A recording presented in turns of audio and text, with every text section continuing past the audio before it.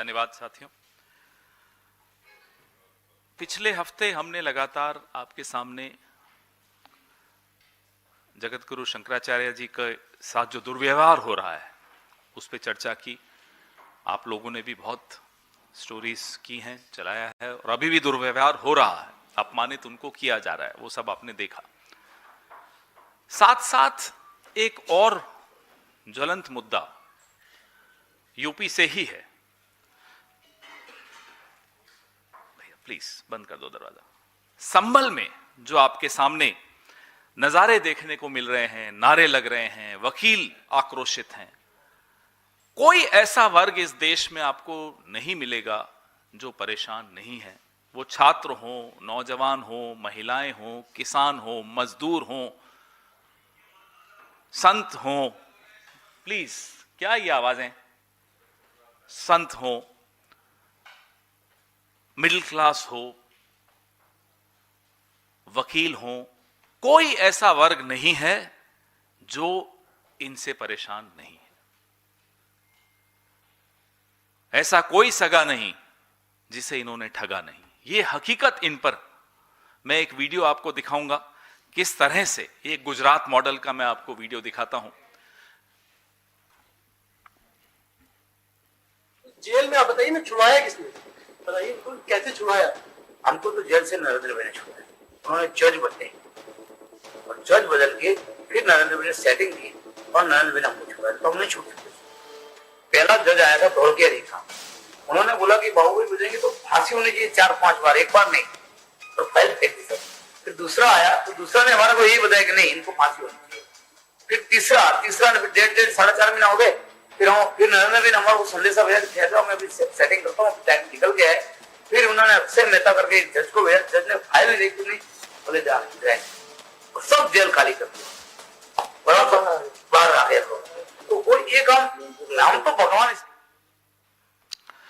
ये आपने देखा जहां ये बाबू बजरंगी खुलकर बोल रहे हैं नरेंद्र भाई ने कैसे जज बदल के मेरे को राहत दी। तो कोई ये योगी आदित्यनाथ का नया मॉडल नहीं है, ये टेस्टेड मॉडल है, ट्राइड मॉडल है। गुजरात में आपके सामने ये वीडियो आपने देखा, जो एक राक्षस किस्म का व्यक्ति खुलकर बोल रहा है कि मुख्यमंत्री ने उनको मदद की, जज की ट्रांसफर करके, बार बार ट्रांसफर करके उन्हें राहत दिलवाई।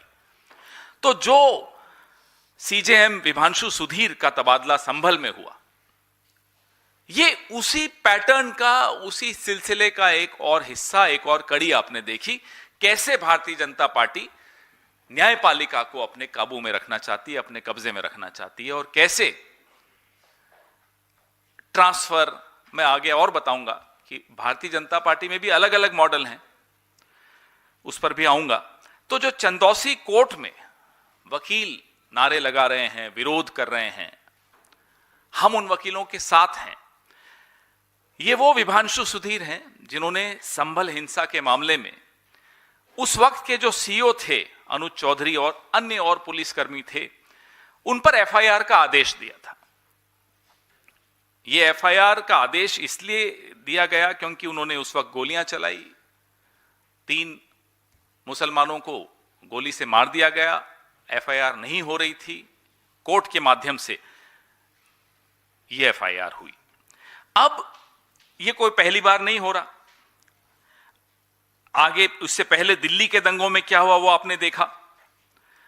अलग अलग जगह पे किस तरह से इन्होंने न्यायपालिका को अपने काबू में करके ट्रांसफर कर दिया, धमका दिया, ट्रोल कर दिया सोशल मीडिया पे। ऐसे कई बार ये लोग करते रहते हैं ताकि इनका एजेंडा चलता रहे।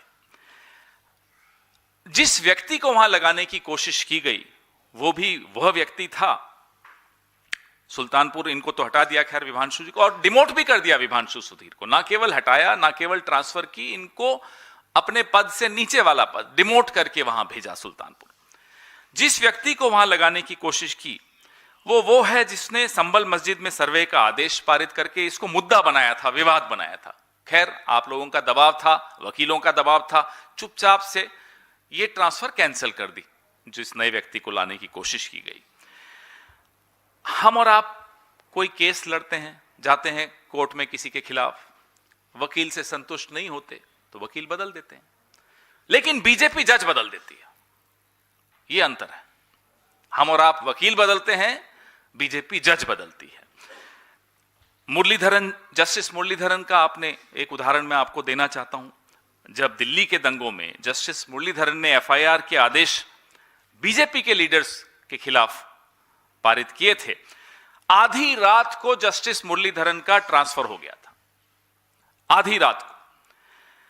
अभी हमारे राजस्थान के जज थे जस्टिस दिनेश कुमार गुप्ता।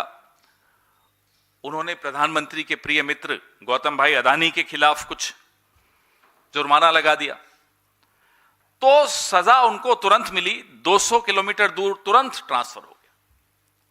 उदाहरण दे रहा हूं मैं आपको कि कैसे ये लोग एक मिनट में जिसके हाथ में इंसाफ का तराजू होता है उसको बांध लेते हैं, उसके हाथ को बांध लेते हैं।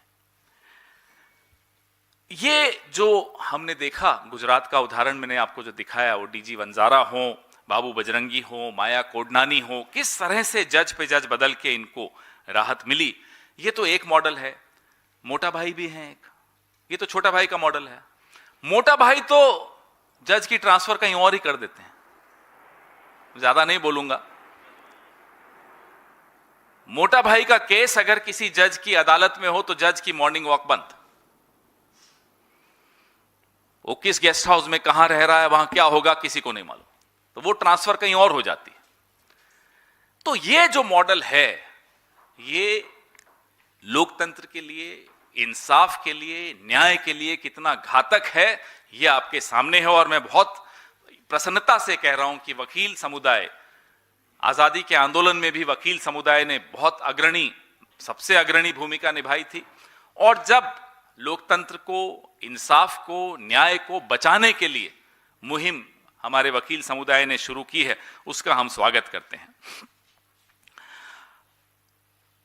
जो संभल में हुआ, जो गुजरात में हुआ, जो दिल्ली में हुआ, जो जयपुर में हुआ, ये क्या दिखाता है? ये यही दिखाता है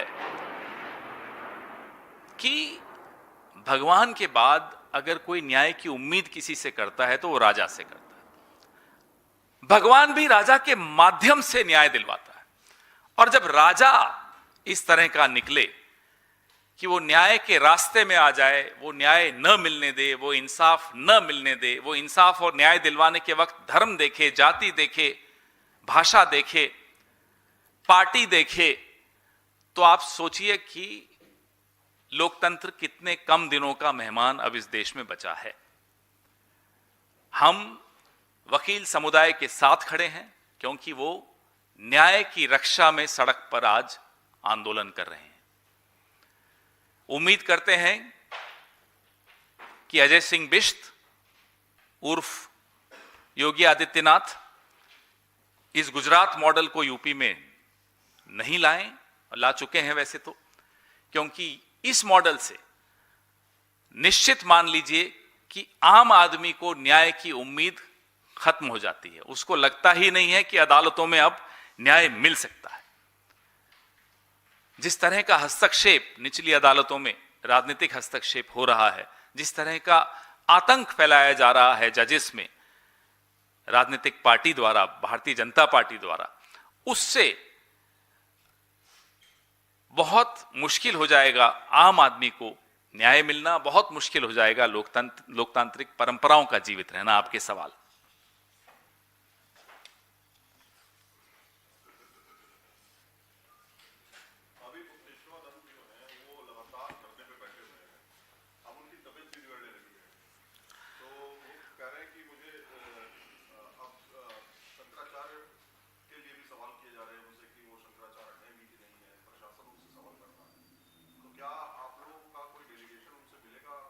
हमारा डेलीगेशन मिला है।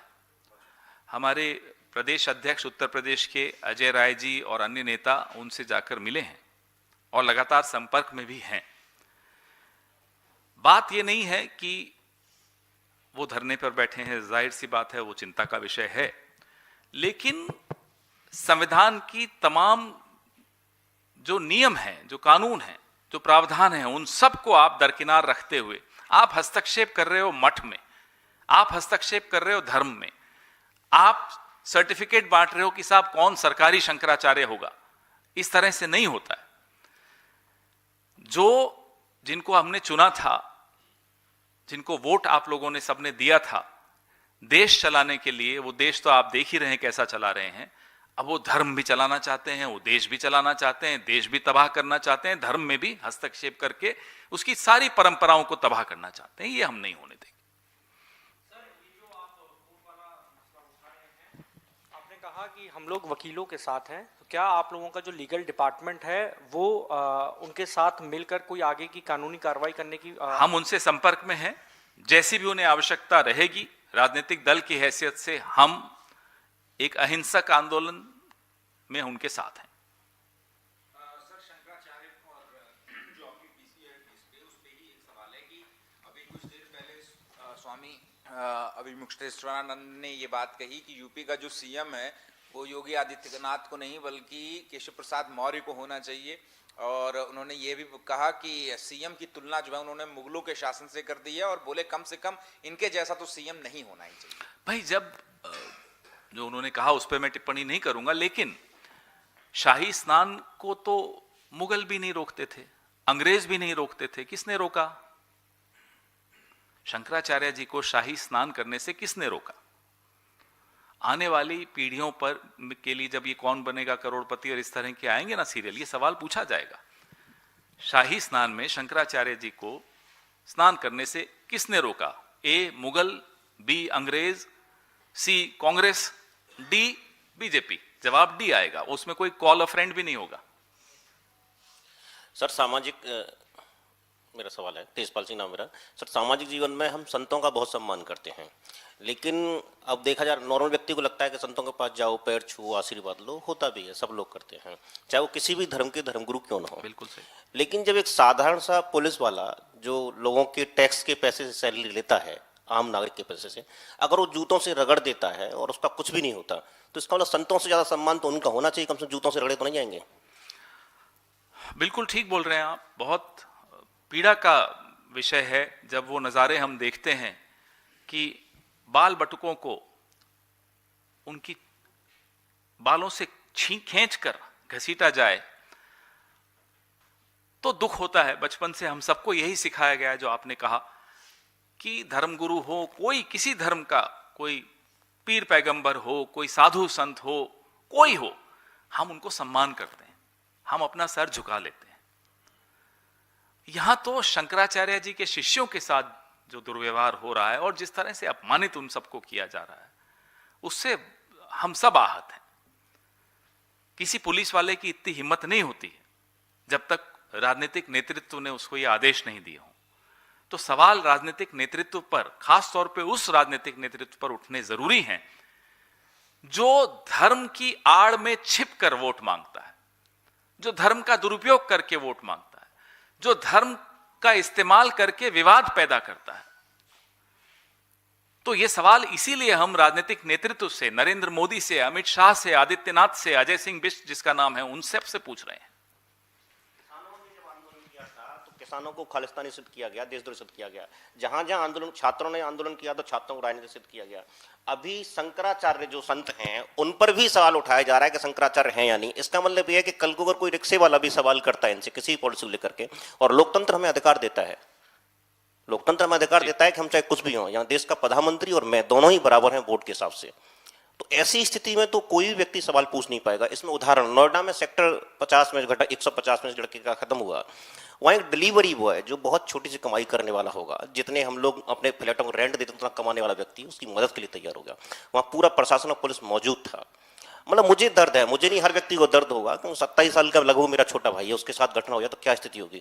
और जब उस लड़के को आज जो जिसने मदद की थी उसने पुलिस के खिलाफ जब बोल दिया था, तो उसको 100 से ज्यादा कॉल्स आए हैं पुलिस के, प्रशासन के, और उसकी आवाज को दबाने का प्रयास किया जा रहा है। आज का उसका अखबार में स्टेटमेंट है कि वो नौकरी छोड़ दी उसने। जो क्या लगता है, ऐसे तो कोई व्यक्ति खड़ा नहीं होगा। आप जो कह रहे हैं, पिछले 11-12 साल से लगातार यही उदाहरण मिलते हैं देखने को।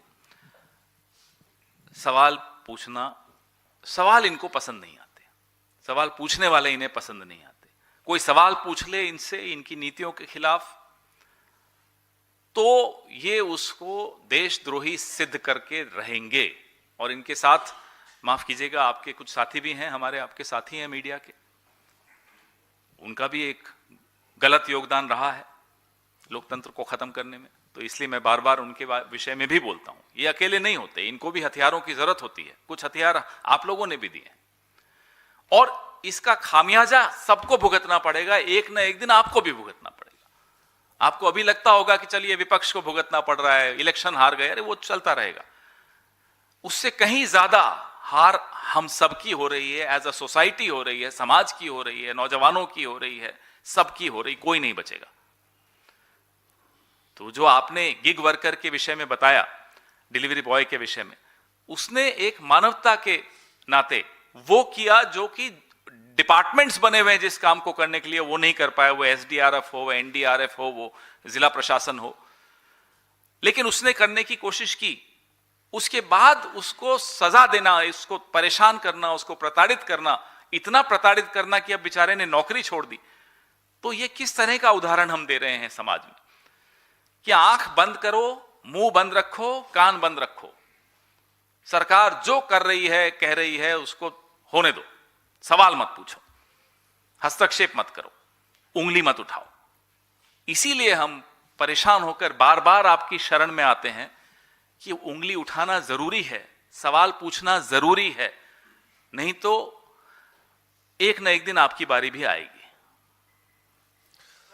सर, इस पे रहिए ना यार, कहां शशि थरूर करते हो। सर, एक द इकोनॉमिस्ट पत्रिका है, उन्होंने एक आर्टिकल लिखा है जिसमें ये कहा है कि 2024 के इलेक्टोरल रिवर्स के बावजूद भारतीय प्रधानमंत्री डोमिनेंट है और रिकवरी पर है। कैसे देखते हैं इस लेख मैं को? बड़ा खुश होता जब किसी ऐसी विदेशी पत्रिका ने डिवाइडर इन चीफ बोला था, तब भी ये सवाल आता। जब विदेशी पत्रिकाएं इनके पक्ष में कुछ लिख देती हैं या लिखवा दिया जाता है उनसे, तब आप लोग सब सवाल पूछते हैं। देखो देखो, इकोनॉमिस्ट ने सर्टिफिकेट दे दिया मोदी जी को। ऐसे सर्टिफिकेट इनके खिलाफ भी बहुत दिए हैं, तब भी सवाल पूछ लिया कीजिए, हम भी जवाब तब दे देंगे। Sir, yesterday Rahul Gandhi had shared a video of having a conversation with the textile exporters. He basically questioned about the US tariffs. BJP is saying that the numbers are showing a completely different picture. We have been called as the fastest growing economy. Giriraj Singh has openly given a challenge to Rahul Gandhi to have a debate, otherwise apologize for making this statement. Look at the situation of the politics of this country. Giriraj Singh is asking us for a debate. He wouldn't know anything about his own department, about his own constituency. I challenge it. You and I will know more about his constituency than him. Fact of the matter is that it's a series of misadventures that have destroyed local production, local manufacturing, MSMEs. Series of misadventures. The latest one is, of course, the tariff by US. Despite surrendering to US, what we witness today is complete dictation from abroad. खड़े हो जाओ तो मोदी जी खड़े हो जाएंगे, बैठ जाओ तो मोदी जी बैठ जाएंगे, दाएं देखो तो दाएं देखेंगे। दाएं में टीपी होता है, टेलीप्रॉम्प्टर होता है, वो अलग बात है। जहां इशारा होगा अमेरिका का, कभी अमेरिका के इशारे पे चल देंगे, कभी चीन के इशारे पे चल देंगे। जैसा उस दिन मैंने आपको कहा, पापा ने डांटा तो मम्मी के पास, मम्मी ने डांटा तो पापा के पास। ये इनकी हालत है, ये हमारी विदेश नीति है। So what was wrong in what Rahul Gandhi said? What he said is a tragedy of our manufacturing sector, and I am glad that in our politics today the Congress party is raising issues that actually matter to every single Indian. Sir, मेरे सवाल में ही एक supplement है, क्योंकि आपकी party का भी उस आर्टिकल में जिक्र है कि राहुल गांधी और कांग्रेस पार्टी उस सेटबैक को कैपिटलाइज करने में या अल्टरनेटिव देने में अब तक सफल नहीं रहे, संघर्ष कर रहे हैं। हम इकोनॉमिस्ट की प्रतियां नहीं जलाएंगे जैसा कि बीजेपी करती है। भाई उनका ओपिनियन है, उनका अपना ओपिनियन देने का हक है, उनको देने दीजिए। ऐसे ओपिनियंस बहुत आए हैं, डिवाइडर इन चीफ भी एक ओपिनियन है, और भी कई पब्लिकेशंस हैं जिन्होंने मोदी जी को की शान में बहुत कसीदे पढ़े थे, वो आप शायद दोहरा भी नहीं पाएंगे।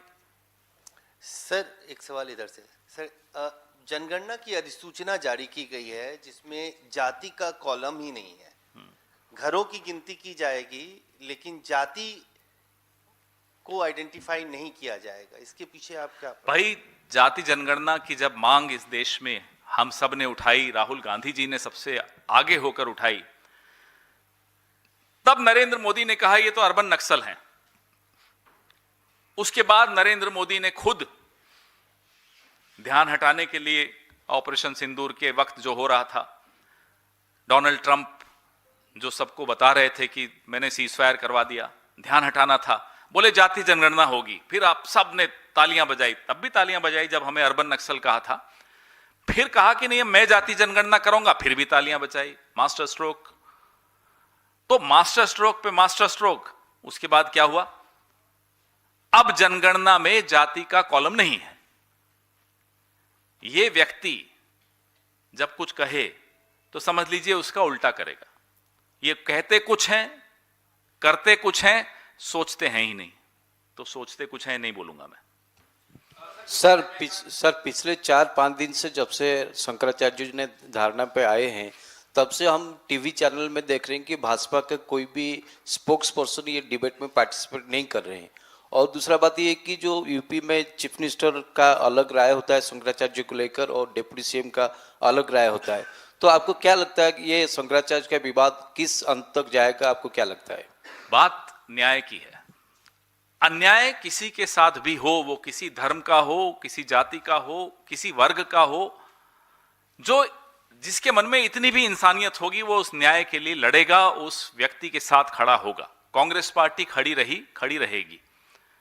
बीजेपी में भी कुछ लोग हैं जो परेशान हैं जो हो रहा है उत्तर प्रदेश में, उसको देखकर मैं मानता हूं होंगे, जरूर होंगे परेशान, लेकिन हिम्मत बहुत कम लोग जुटा पाते हैं आवाज उठाने की। लेकिन आपने कहा भाजपा का कोई स्पोक्सपर्सन नहीं आ रहा है, हिम्मत नहीं हो सकती इनकी आने की। किस मुंह से आएंगे? दिन भर बैठकर गाली देना, हम सबको धर्म विरोधी कहना। हम किसी के धर्म के खिलाफ हो ही नहीं सकते क्योंकि संविधान सब धर्मों को सम्मान देने की बात करता है। लेकिन यह पार्टी ऐसी है जिसके स्पोक्सपर्सन सुबह से शाम बाकी सब धर्मों को गाली देते हैं, तमाम पार्टियों को गाली देते हैं कि साहब ये हिंदू विरोधी है, सर्टिफिकेट बांट रहे होते हैं, ये हिंदू विरोधी है, ये उस मंदिर नहीं गया इसलिए ये हिंदू विरोधी है।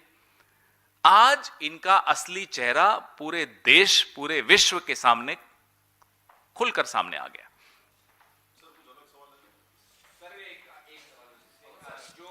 सेक्टर 150 एक एक करके नोएडा सेक्टर 150 की जो घटना हुई, राहुल गांधी ने भी अपने सोशल मीडिया पर इसका जिक्र किया। आज उनकी शोक सभा है या फिर इसके बाद क्या राहुल गांधी विक्टिम के परिवार से मिलने जाएंगे? इसके बारे में कोई जानकारी? जब भी ऐसा कुछ होगा जरूर आपको बताएंगे।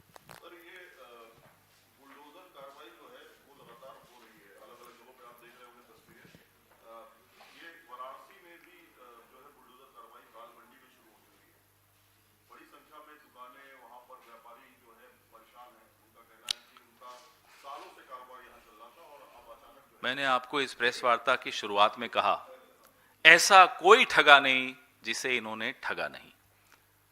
ये सबके खिलाफ हैं। ये सिर्फ अपने 2-3 दोस्तों को छोड़ दीजिए, बाकी ये किसी के साथ नहीं है। रोज साबित हो रहा है, अब आपके सामने हो रहा है। विरासत, मणिकर्णिका घाट हमारी संस्कृति की विरासत, उसको तबाह कर दिया। दाल मंडी आप जिक्र कर रहे हैं, हमारी पार्टी के लोग वहां हैं, आंदोलन में साथ दे रहे हैं, उनके विरोध की आवाज को प्रबल कर रहे हैं हमारी उत्तर प्रदेश कांग्रेस कमेटी। लेकिन रोज इनकी पोल खुल रही है। जिन जिन से ये वोट लेते हैं, समर्थन लेते हैं, उनको ट्रोल्स में कन्वर्ट करते हैं, उनको भक्त बनाते हैं, उन सबको ये मूर्ख बनाते हैं।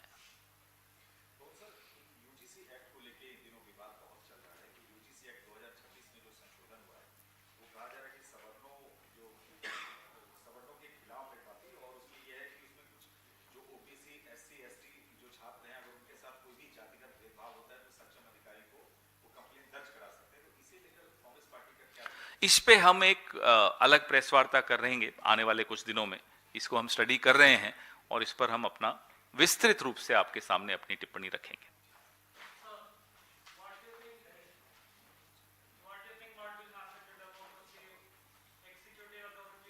Actively interfere in judiciary matters. Well, that's what we've been talking about in this press conference, and we've given you several examples of how the BJP, whether in Gujarat, whether in Rajasthan, whether in Delhi, and whether in Uttar Pradesh, they have been not only interfering in the judicial process, they've been trying to control it, dictate it, and use the judiciary to subvert justice. And that's something which is dangerous for the survival of democracy, because justice and democracy are intertwined. Without justice, there can be no democracy. Without a true democracy, there can be no justice. Thank you.